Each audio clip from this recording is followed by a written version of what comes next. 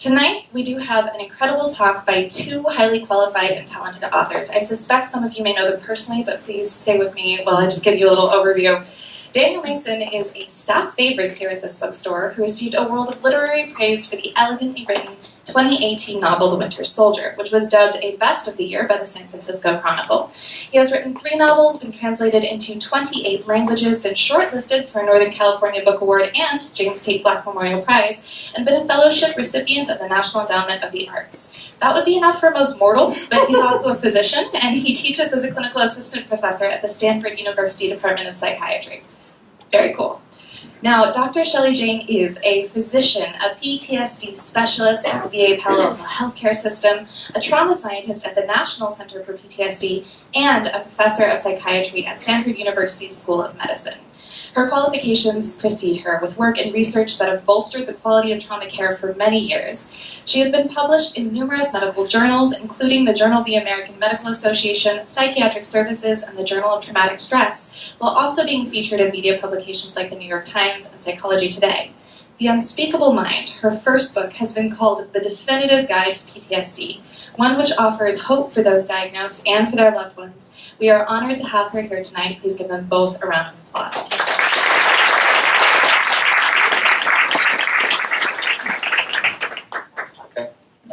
So thank you everybody for coming. Thank you for the lovely introduction. And I'm in a different role than I was last time I was here, so it's lovely. You're in the hot seat. You said there's going to be a talk by 2 people, but really I'm here to interview you for your amazing book, which just came out today. And you're quite brave to submit to a public inquiry from somebody whose job is to uncover your deepest and darkest secrets. And I also have command of the clock over there, which you can't see, like in a therapist's office. Okay. So I'll let you know when we're running out of time, because we want to leave some time for the audience also. And you've been well introduced. Actually, I was going to mention a number of your accolades as well, but since they've been stated already, I'll just add that you were, as you know, other people here don't know, really one of the first people I went to speak to when I came to Stanford, and I was interested in what kind of possibilities would be here for somebody who was interested in medicine and the humanities, and I feel that your early advice served me well, and we're going to try to pretend like we're meeting for the first time, but we've had conversations about these topics many times, and I've enjoyed them all along the way. So this book is, but I hadn't read the book. I hadn't read the book until you gave me the book. Yeah. So I'd heard a lot about the book. A lot about the book. I'd heard a lot about the book. And so it was really exciting to finally have a chance to read the book, and I was a bit nervous when I started it because I'd heard so much about the book. But it really is, it's an amazing achievement that as I was mentioning to you earlier, touches on so much. It's both education, I think, for patients and families. I know as a clinician, I encountered a lot that I didn't know in the book, and then it also touches on a very moving personal story, which I want to talk about. It is a book about PTSD, and I think PTSD is a term which has entered our vernacular from psychiatry. So I thought maybe just to start out, just to really sort of orient us with some definitions, if you could begin by letting people here know what you mean when you talk about PTSD. Yeah, sure. So, as Daniel was saying, PTSD has entered our modern vernacular definitely since 9/11. I think it's a term that's used widely. I feel it's often misconstrued and used kind of sloppily invoked, and that was part of the thrust behind wanting to write a book about PTSD. In my mind, PTSD is a condition that's been described since ancient times, but it slips in and out of our social consciousness. It's a disorder that really cuts to the heart of life. It interferes with one's ability to work, create, and love, and the incapacity that it brings on is actually brought about by a complex interplay between genes, environment, and biology. So it's famous for causing symptoms like flashbacks and nightmares and an exaggerated startle reaction. I think everybody is familiar with those symptoms. What is less known is how it renders an emotional life barren. And it can leave sufferers on the perpetual verge of alienation from everybody who loves them. So in my mind, that's kind of the essence of PTSD. And I think we'll come again and again, the return to how diverse different forms of psychological responses to trauma can be. But I think that helps to start out. So I know that you're a PTSD specialist, both clinically and in terms of research, and that a lot of your work has been, prior to this, in scholarly publications, some in popular press as well. But you were seeing patients, you're doing research. What moved you to write this book? How did the book come about? So maybe I'll start with the personal story, because I feel like it would be awkward not to mention that, because that was probably really where it all began. And the seeds, I think, for writing this book were actually planted decades before I was born, in the 1947 partition of British India. At that time, my dad was 10 years old. He was born and raised in British India. And the British were getting ready to leave India in 1947. And before they left, they partitioned the country into the Republic of India with a Hindu majority and then Pakistan with a Muslim majority. Unfortunately, the plan was very negligently orchestrated. It was very haphazard. It came about way too quickly. People on the ground had no idea what was going on. And what resulted was horrific violence on a massive scale. And millions of people were killed. Millions were forced to flee. Something like 75,000 women were raped and mutilated. And my paternal grandfather was murdered during the partition. And as a result of his murder, my father was then orphaned at the age of 10, and he would end up moving to be a refugee and would be living in the new India as a refugee. And because he was so financially destitute, he was a child laborer. And when 20 years later, flash forward 20 years, he would end up moving to England, and that was where I was born and raised. But there was definitely this feeling in my childhood. I mean, I can put it into words now, but when I was a child, I didn't have the words for it. But there's definitely this awareness that whatever happened in 1947 had cast this shadow on our life. And there was this feeling that I always had that no matter how much I loved him and he loved me, there was a part of him that was always going to be inaccessible. And I think those childhood experiences just really set me up. Again, I wasn't aware of it when I was a kid, but clearly, I ended up as a psychiatrist, so clearly on some level I was wondering about these questions. But, I think I've always been curious, like, what happens to the brain when someone experiences a trauma? What happens to their body? Like, how does it impact the quality of their life and their relationships? And why do some people survive after surviving the unspeakable? And why do some seek oblivion? Why do others seek revenge? Like, these were the questions that I think have always intrigued me. And my attempt to answer them is in the book. It took me a while. But I answer them through the language of science and through the language of being a clinician and a doctor, because that's ultimately the language I'm most familiar with. And I remember early on talking to you about it, but can you remember a moment where it clicked? Because you're already many years in clinical practice at that point. Right. Do you remember a moment where you felt like the work that you were doing was something that you wanted to bring to the page as well? Was it something that came out a little bit more slowly? Okay, to actually write about it? Yeah, I feel like there was a road trip I took with my dad in 2007. He just turned 70, and this is kind of where the story came out in a very deliberate, testimonial type way, and I think something shifted in me there. And then gradually I feel like the more and more time I spent practicing medicine, the more and more I was feeling this compulsion that I need to write in a way that can reach a wider audience, and I need to be able to write about my clinical experiences and my reactions to them in a way that is gradually, I think, getting eroded in medicine. between the electronic medical record and between the kind of circumstances with which we practice. I feel like that art form that was so celebrated when I was a medical student, I feel like we're fighting for it more. And so I think the compulsion to want to express it in a creative nonfiction way just got stronger and stronger over time. The book begins with, I'd say sort of a steady, formal explanation of the different kinds of symptoms one encounters. Inner a lot more, but it's very good. I noticed we have at least 1 or 2 residents who are here. It's a great introduction to what PTSD is. Like, it goes into a lot of clinical detail.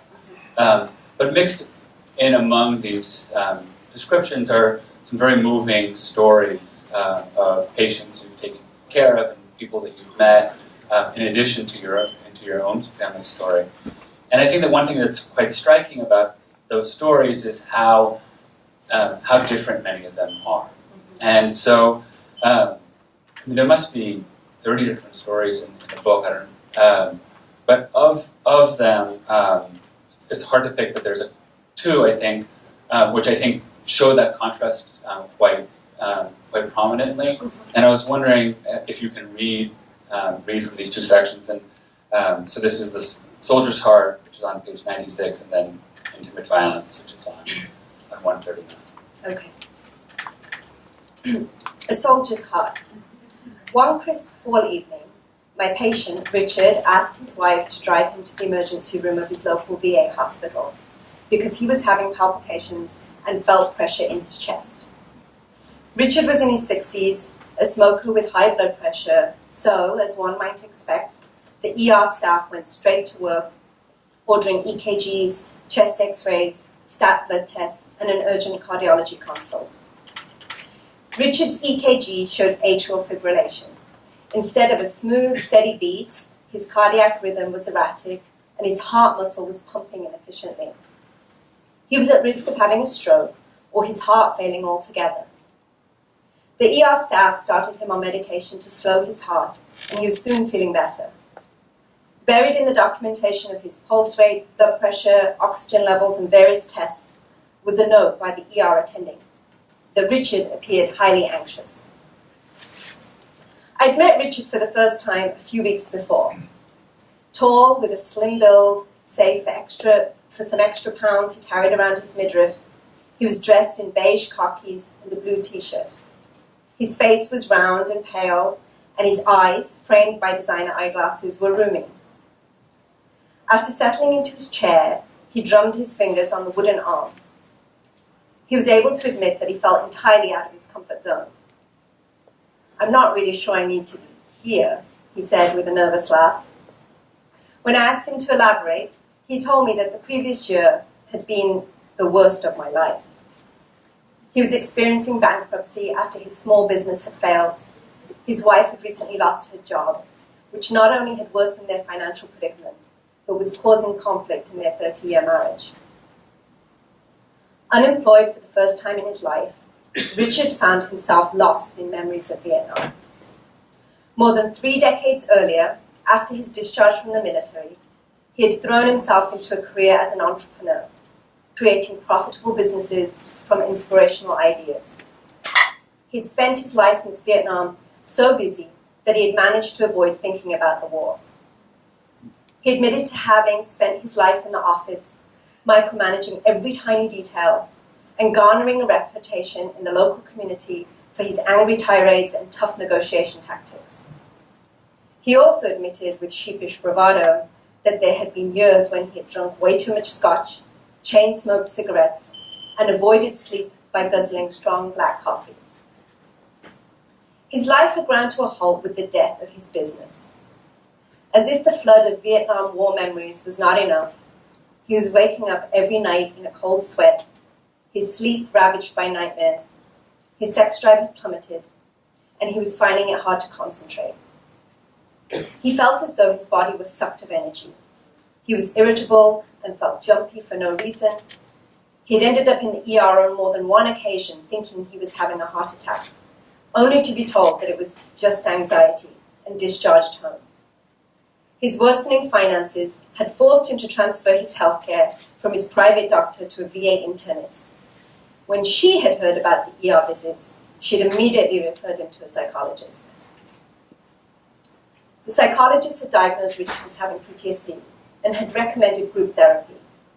But Richard found himself overwhelmed with anxiety when others shared their stories. "I'm used to being the leader, telling people what to do," he said, "not having to listen so much or to be told what to do." His therapist had referred Richard to my clinic for a medication evaluation, and I agreed that his symptoms were severe enough that medication was warranted. Thankfully, Richard needed only a short hospital stay after that fall visit to the ER to settle his heart back into a regular rhythm. His hospital team did more tests to try to figure out why his heart suddenly went into atrial fibrillation, but could find no obvious culprit other than his severe anxiety.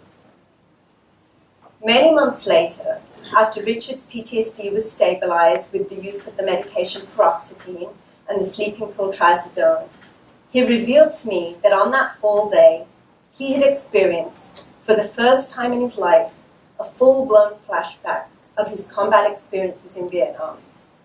For hours afterward, he had felt petrified, and that was when the palpitations had started.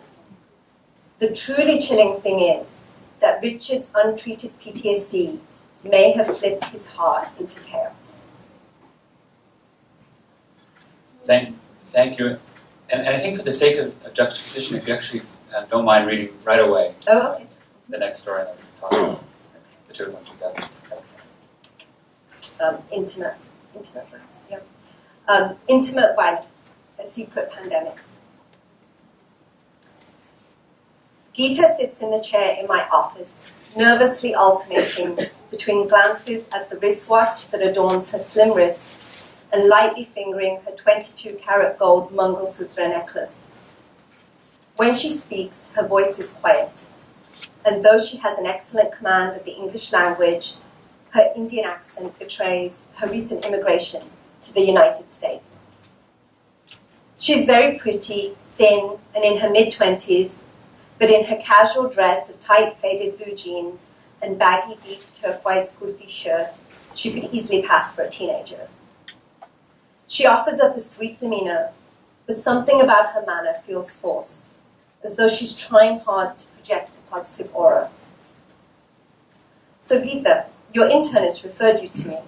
She was concerned you might be depressed." Geeta clears her throat. Then, in a voice that is almost a whisper, she says, "I have a lot of family problems, Dr. Jain." She tells me that she was born and raised in a small town in North India. Her marriage was arranged to an engineer named Akash, who was from the same town but was currently working in Wisconsin. She first met him 3 years ago during a visit he made to India. He came to her childhood home with his parents, and that was where she first laid eyes on him. Akash was handsome, with fair skin and light brown eyes, and Geeta was instantly drawn to him. They met on 2 further occasions, once at a local restaurant and another time at his parents' home. And during both of their meetings, they were accompanied by a gaggle of family chaperones. He seemed shy, but she did not mind, because she was a reserved person too. And they had common interests, a love of Bollywood movies, classical music, drawing wildlife, and Sufi poetry. When her parents asked if she consented to the marriage, she said yes, and why not? Akash was a well-educated engineer from a good family and was living in the United States. What an adventure her life would be. She had wanted to travel to America ever since her cousin had moved to Texas 5 years earlier. In the year that followed their formal engagement, Geeta and Akash waited for her visa paperwork to be processed by the US Embassy in New Delhi. They Skyped regularly, and during those sessions, she grew fonder of him and started to fantasize about the prospect of living abroad and seeing snow for the first time during the Wisconsin winters. They were married in India 2 years ago, and not long after, she arrived in Wisconsin on a dependent spouse visa to live with Akash in his 1-bedroom apartment. Geeta tells her story with a surreal detachment, as though she's talking about a girl she once knew but has since lost touch with. She grows silent and appears lost in another world. To encourage her to keep talking, I interject with a disclosure of my own. Geeta, it's not easy moving to a new country, starting over, being thousands of miles away from family and friends. I did the same when I moved from England to Wisconsin. I imagine Wisconsin must be very different from India. Geeta starts to cry hard. I knew it would be difficult. I just did not know it would be this challenging. She tells me that on weekends, Akash drinks heavily and then accuses her of cheating on him during the week when he's at the office. When am I going to cheat on him? She asks me with a deeply pained look in her eyes. She tells me that she has no access to money, no key to the apartment, and no cell phone.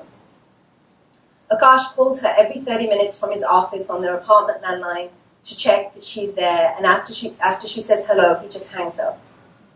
She tells me how he drives her everywhere, for grocery shopping, hair appointments, and to shop for clothes. She can never go anywhere alone. During her weekly Skype call with her parents, he hovers in the corner and monitors her as she lies her way through her conversations. Yes, Ma, I'm happy. Yes, Ma, I'm settled. In the 2 years she's lived in Wisconsin, he's sabotaged almost every friendship she's made. She has one friend, a neighbor, also a young bride from India, whom Akash reluctantly allowed to drive Geeta to today's appointment. Geeta tells me the lengths she went to make this appointment, how she lied and told him she had a gynecologist appointment for an urgent woman's problem, and of her plan to hide the health insurance statements that will arrive in the mail addressed to Akash. If I told him the truth, he would never have let me come, she says. I feel so trapped, Dr. Jain. In India, I had such a carefree life. My parents may have been from modest means, but I was raised in a loving home. I don't know what to do. Geeta, does he hurt you physically? I ask, half sensing the answer to my question. She looks forlorn. You can't tell anyone, Dr. Jain. I'm telling you this in complete confidence. No one else knows. She tells me that Akash frequently hits, slaps, and punches her. She rolls up her sleeve to reveal a scar on her arm from a gash she received when he pushed her onto broken glass. She had just served dinner, and he responded by telling her she was a lousy cook. He threw the dinner plates and glassware on the floor, spat food at her face, and then shoved her to the ground. Geeta tells me that her head swirls with the torrent of abuse he hurls at her. You're ugly, you're a dimwit, your family is trash, and you have rotten blood. Geeta is depressed, she sleeps poorly and has nightmares about Akash's angry outbursts. She's lost so much weight that her periods have stopped, and she feels as though the joy has been sucked out of her life. Her days are spent feeling fearful, and frequently as the time approaches for him to return home from work, her hands shake and go numb, her heart races and she becomes drenched in sweat. I tell Geeta that Akash's violence is not acceptable, that she should call 911 the next time she feels threatened or he assaults her. I offer her a list of domestic violence shelters and other organizations that can help her. To my astonishment, she waves away the list. No, Dr. Jain, you do not understand. She looks exasperated with me. If I call the police, he will go to jail. He will lose his job and his visa and will have to return to India disgraced. Do you know how many people rely on Akash's income? It pays for his brother's college tuition, his sister's marriage dowry, and his parents' doctor's bills. What type of wife brings this misfortune on her husband? I'll bring hardship to his entire family and shame upon my own parents. No, I would never call the police on him. Now Geeta reveals her true intent behind coming to this appointment today. Dr. Jain, tell me how I can get Akash to love me. How can I make our marriage work? Thank you. Yeah. Yeah, it's hard to read. And the book, I mean, there are many stories like this in the book, so these are just two. So you alluded, first of all, it's very different, I imagine, than your charting at the hospital. But it really, I mean, it captures, I think, another side of really painting a person's life. And you alluded in the first story to the treatment of this patient. But I wonder if you could share, because the chapter continues with Gita, I think in a hopeful way. So I wonder if you maybe could talk about the range of treatments that you offer, and I think these patients offer nice examples of that. So I think, in the case of Gita, who was a victim of intimate partner violence, which is very, very common, just in America alone, it's like 1 in 4 or 5 women is the victim of intimate partner violence. I think what's key to understand, and what I really did not understand for a very long time, and I think this is where PTSD has hit a lot of roadblocks along the way, is how your social reality can actually change your biology. So, I think at some point I used to think, well, she's in an abusive relationship. If you take her out of the abusive relationship, she'll be fine. We just got to get her out of that situation. But oftentimes, people who've been in chronically abusive relationships, their biology is literally altered. They cannot make decisions for their life until we address the fact that they're just not thinking clearly anymore. They're either traumatized, or they're depressed clinically, or they have an anxiety disorder. So in the case of people who have been living with that, one of the first things we would want to do is offer, typically talk therapy is the first line. It's the gold standard for PTSD, a trauma-focused talk therapy to help address her symptoms of nightmares, the out-of-control anxiety, the flashbacks of the abuse, and then once the symptoms have settled down and she has some relief, then she can start thinking about her situation and what she wants to do about her life. And in this case, there are other interventions. There were social interventions. You talk about the clinic that you work in. Yeah. And I think that was really striking. I mean, so can you share a bit about that? The amount of involvement in the social aspects of this patient's life that you ended up engaging in to help her, and then the other people who were involved. Right, and totally. I mean, I feel like this is where our clinic social workers are just, worth their weight in platinum, because I think they're really expert at negotiating these really tricky social situations where our role is not to tell her what to do, right? Our role is not to insert ourselves into her life. Our role is to get her to be in the best possible position she can be to be able to make those decisions herself. So, we could not buy her a ticket out of there. As much as you want to be able to do that sometimes, that was not our job. She decided in the end. We could offer suggestions and pathways that have worked for other people, but she had to be the one to make that call. And so, typically they need to identify a relative who's going to be helpful to them. That relative can then empower them with whatever they need, like a cell phone or money. And one thing that I was not aware of, and my social worker colleague had to tell me, that periods of time when a woman who is abused is about to leave her marriage or her domestic situation, that's actually the highest time of risk that the violence may turn to homicide. So it's a really risky period for the person who's going through it, and obviously, people involved lose a lot of sleep doing that risk calculation. So eventually, what you hope is the person gets the strength to get out and to stay out.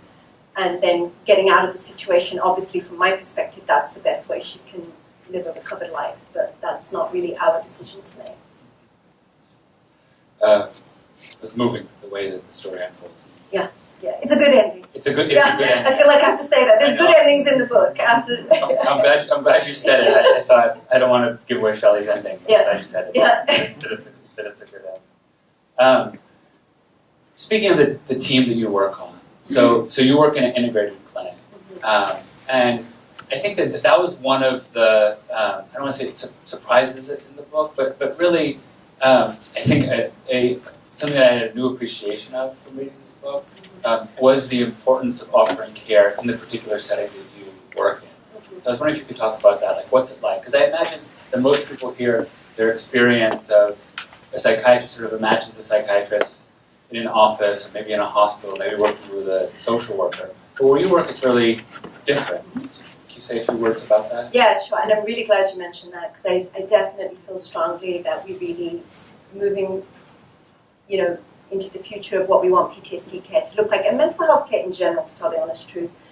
We really have to rethink the way we package mental health care. And so my research is, I'm a health services researcher, and that's really what I spend my time doing, figuring out how we can repackage what we already have to make healthcare, mental health care for people who need it more acceptable, more available, more accessible. And it always makes me laugh, because every single psychiatry clinic I've ever worked in England, in Wisconsin, in California, for some reason the psych building is always on a different campus to the rest of the hospital. Like, what is with that, right? And we're always like separating. It's like out of sight, out of mind. And I think it really feeds into this dichotomy, this artificial dichotomy between the body and the mind, which is nonsense, right? It's all interconnected. And so, to me, one of the best ways to increase access to care is just me simply move where I practice.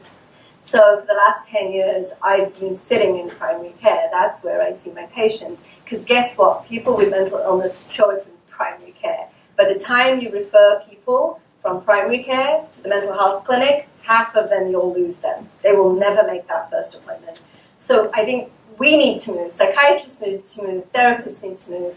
And luckily, because I work for the VA has been the pioneer in this. The last 10 years, they've had a massive overhaul.